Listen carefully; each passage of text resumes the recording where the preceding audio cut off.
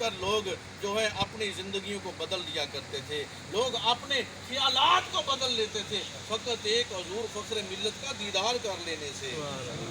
لمبی چوڑی تقریریں سننے کی بات نہیں، صرف آپ کا دیدار کر لینے سے، نگاہ میں برق نہیں، چہرہ آفتاب نہیں، یہ بات کیا ہے انہیں دیکھنے کی تاب نہیں۔ سبحان اللہ۔ اور حضور فخر ملت علیہ رحمہ اس ہستی کامل کا نام ہے کہ جن کے ایک ایک اشارے سے، جن کی ایک منشا سے، جن کے ایک ارادے سے، ایک نہیں، دو نہیں، چار نہیں، لاکھوں لوگوں کی دل کی دنیا بدل گئی ہے، سبحان اللہ۔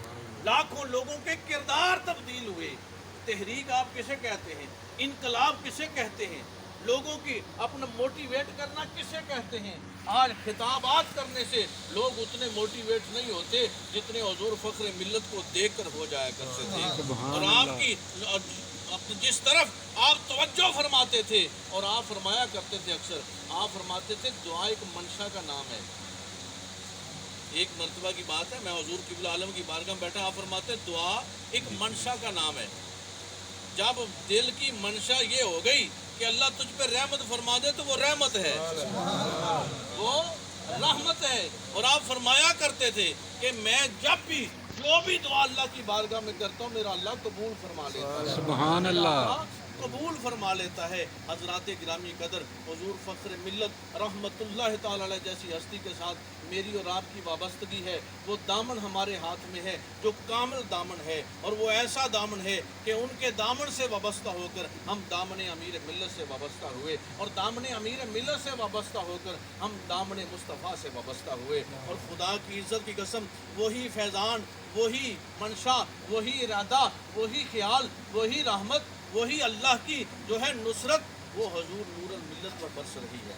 سبحان اللہ۔ بلا مبالغہ میں عرض کر رہا ہوں آپ کی خدمت میں، مت یہ کبھی بھی خیال لانا، خدا کی عزت کی قسم یہ مسند امیر ملت ہے، یہ مسند فخر ملت ہے، اور یہ فیض بھی وہی مل رہا ہے، اسی طرح فیضان بانٹا جا رہا ہے۔ بھئی کیوں نہ بانٹا جائے؟ جو اصل ہوتی ہے، جب وہ اصل آ رہی ہوتی ہے تو وہ اصل سے اصل ہی ہوتی ہے، دودھ ہی ہوتا ہے۔ اور ہماری جو نسبت ہے نا، پھر نسبت قائم کرنے کے بعد سب سے بڑا مرید کسے کہتے ہیں؟ جو ارادت والا ہوتا ہے۔ مرید وہ نہیں ہوتا جو ادھر ادھر دیکھتا پھرے، مرید وہ نہیں ہوتا جس کے دل میں وسوسہ آئے، مرید وہ نہیں ہوتا جس کے دل میں خیالات لغویات آئیں۔ آؤ سنو مرید کسے کہتے ہیں؟ مرید کی ساری زندگی الہام سے ہوتی ہے۔ کیا ہوتا ہے؟ الہام سے ہوتی ہے۔ حضور سیدی فیض عالم داتا گنج بخش علی حجویری رحمت اللہ تعالی علیہ آپ بیان فرماتے ہیں، آپ فرماتے ہیں میرے شیخ طریقت، آپ اپنے شیخ کامل کے ساتھ جا رہے تھے، راستے میں ایک سوال پوچھا کہ حضرت وسوسہ کیا ہوتا ہے اور الہام کیا ہوتا ہے؟ یہ میرے سب پیر بھائیوں کے لیے بڑی توجہ طلب بات ہے۔ حضور قبلہ عالم نے جو جلوہ گری فرمائی، یہ بہت بڑا احسان فرمایا ہمارے اوپر کہ آپ نے یہاں قدم رنجا فرمایا، ہم نے زیارت کر لی، یہ کوئی معمولی بات نہیں ہے۔ کہا حضور الہام کیا ہوتا ہے، وسوسہ ہوتا کیا ہوتا ہے؟ شیخ نے جواب نہیں دیا۔ منزل پر جب پہنچے نا تو آپ نے فرمایا تم نے ایک سوال کیا تھا؟ کہا ہاں حضور کیا تھا، کہ الہام کیا ہوتا ہے اور وسوسہ کیا ہوتا ہے؟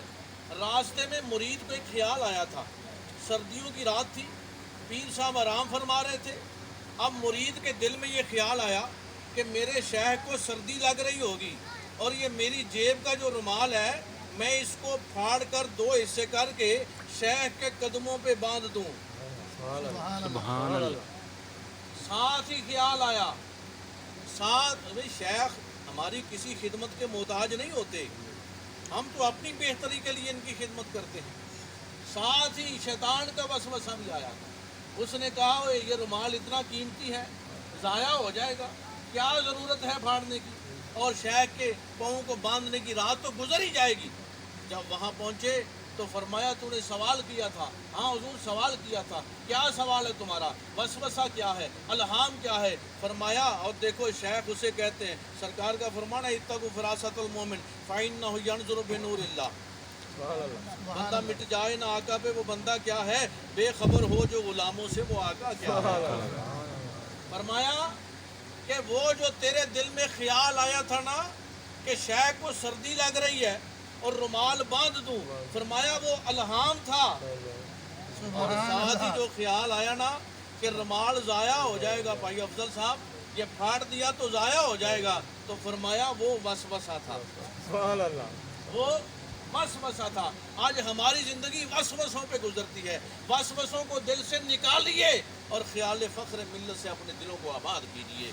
खुदा की इज़्ज़त की कसम, ये ख्याल आने से ही ख्याल मुस्तफ़ा कामिल होगा, और ख्याल मुस्तफ़ा से ही कोई दम खाली ना जावे ज़िक्र से, ज़िक्र भी होवे साथ फ़िक्र के। हुज़ूर फ़ख्र मिल्लत, हुज़ूर ज़फ़रुल मिल्लत, हुज़ूर नूरुल मिल्लत हमारी उन हस्तियों के साथ वाबस्तगी है।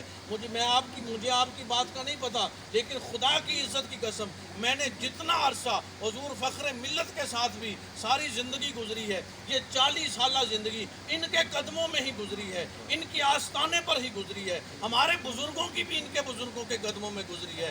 खुदा की इज़्ज़त की कसम, हम सवाल दिल में लेकर जाते हैं, इल्तिजा दिल में लेकर जाते हैं, जवाब इनकी ज़ुबान से जारी हो जाता है। सुभान तो अल्लाह। आप ये अता फरमा देते हैं, ये क्या बात है। हुजूर का फरमान है कि मोमिन की फरासत से बचो, ये अल्लाह के नूर से देखता है, अल्लाह के नूर से देखता है। हमारी ये खुशबख्ती है, हमारी ये खुश नसीबी है कि हम इनके दामन से वाबस्ता हैं। लेकिन आइए अपनी औलादों को भी इनके दामन से वाबस्ता कीजिए। एक मुरीद के लिए जो सबसे बड़ी चीज़ है, उसके कामिल मुरीद होने की जो अलामत है वो ये है कि जिस शेख का वो मुरीद बैत है, अपनी औलाद को भी उस रास्ते पर चलाए, अपनी औलाद को भी अपने शेख की बारगाह में लेकर आए, अपनी औलाद को भी वो रास्ता दिखलाए कि बेटा ये वो दर है, ये वो बारगाह है कि जहाँ से मुझ जैसे बेकस की बंदा नवाजी फरमाई गई थी, मुझ पे करम नवाजी हुई थी। बेटा तुम भी अपना जो है